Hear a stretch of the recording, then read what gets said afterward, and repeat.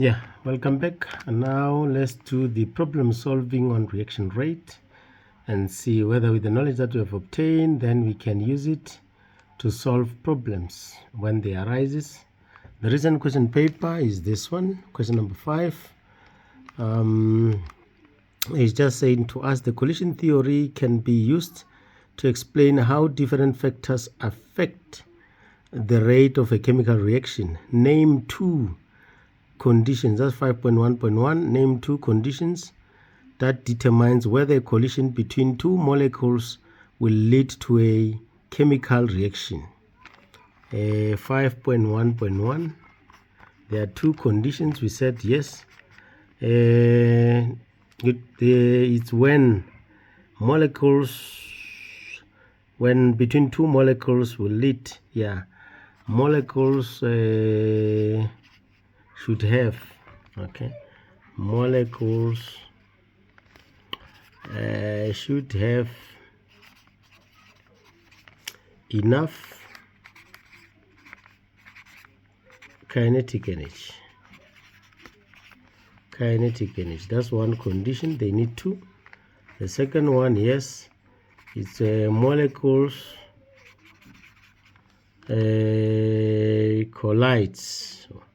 should collide with correct orientation. Remember, if you want to be long on this one, you can say when molecules have got the kinetic energy that is greater or equals to the activation energy, right? With that one in words, no problem. That is the enough kinetic energy.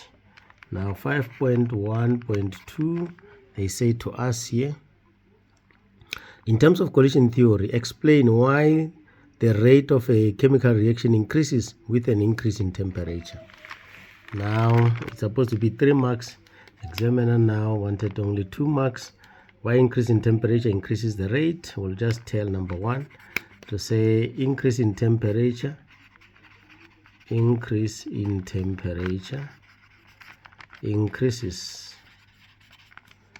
the average kinetic energy of particles.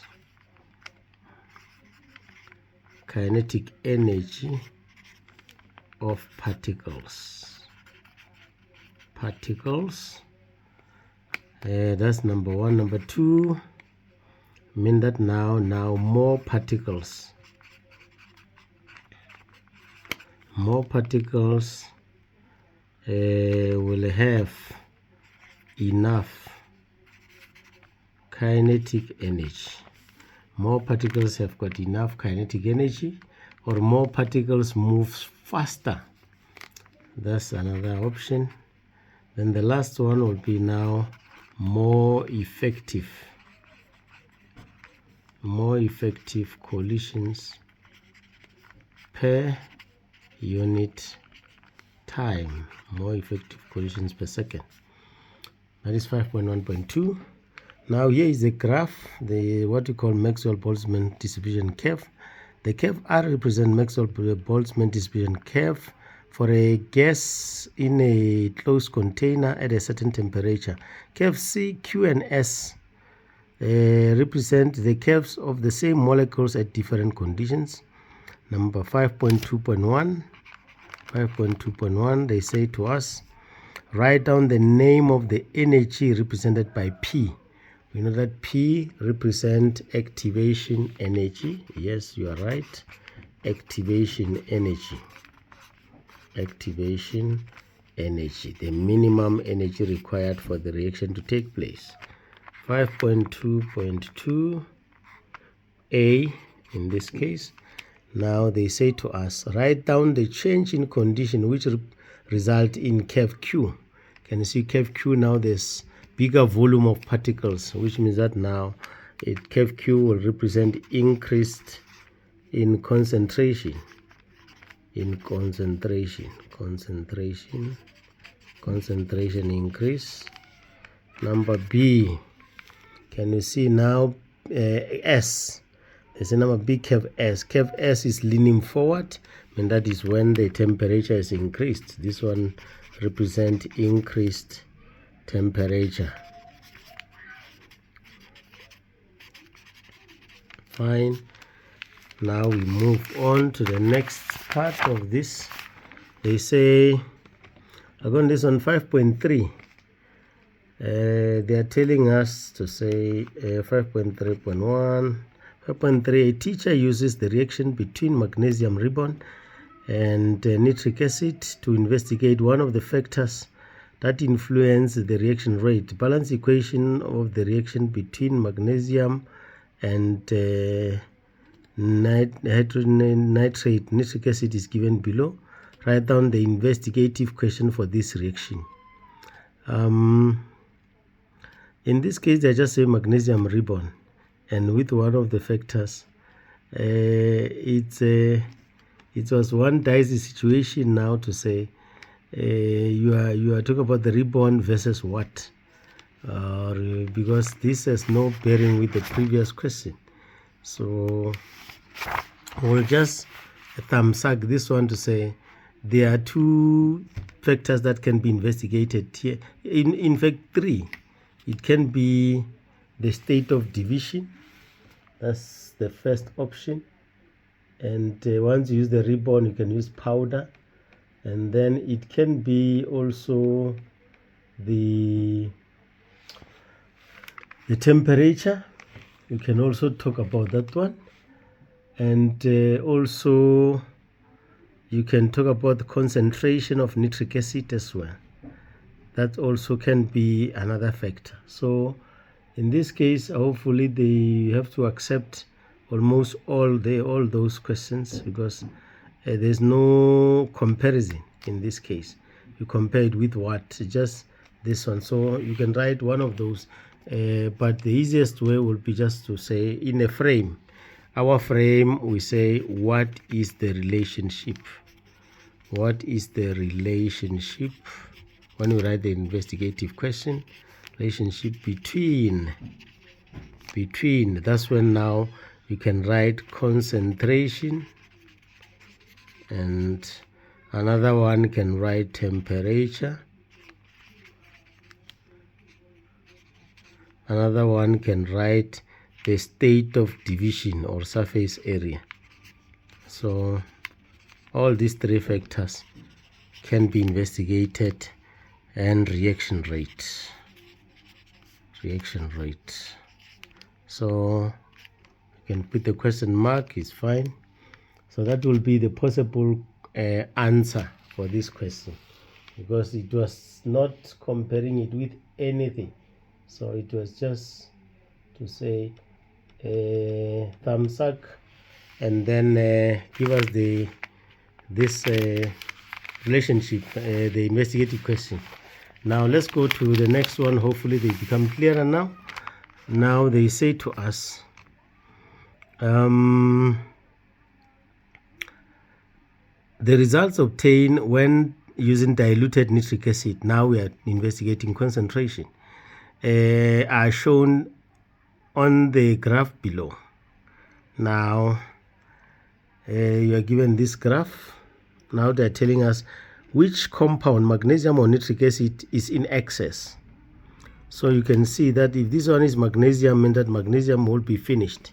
Therefore, mean that it will be nitric acid then. So give reason for your answer. 5.3.2. Therefore, it means that now which one is in excess is HNO3. HNO3, because magnesium is used up. Sorry, yeah, HNO3, because magnesium is used up. Sorry for that one. Thank you. 5.3.3, calculate the average rate in grams per second. Remember, out of that formula of the average rate, which is delta C, delta M, delta V, delta N over delta T. Which formula to use? We are guided by the units of that, what the examiner wants. In this case, examiner wants grams per second, meaning that now we must use delta. Our rate will be delta M over delta T. Fine. Remember, we're dealing with the reactants. Fine. In this case, we are given grams. So 1 gram and this one. So we are calculating the average rate in this case. So the answer is just on the on the diagram. It will be the average rate equals to delta M over delta T, which is the same as final is 0.8.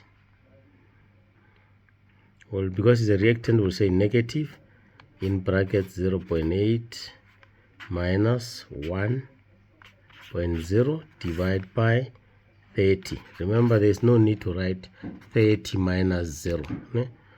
So I don't know why it's 5 marks. So this question is 5 marks, mean that there was a problem with the diagram here. The diagram should have used moles. I think this should have been moles, so that now if it's moles, then we will have to change the mole first to grams and then grams to the calculation. But if it's grams, then I don't know why 6 marks. So I think that was the problem with the challenge there now. So this one will be 0.2 divided by 3, which will be 0. In this case 0, and then 0.2, 0.0, 0 again, 6, 7, I think. Yeah, 6, 7 grams per second. That will be the case. This is the answer, or 6,7 by 10 to exponent minus 3 grams per second. Remember, there's no need to write the units because it's already in the answer, in the question. The last one, they just say copy the diagram, copy the above graph in your answer book.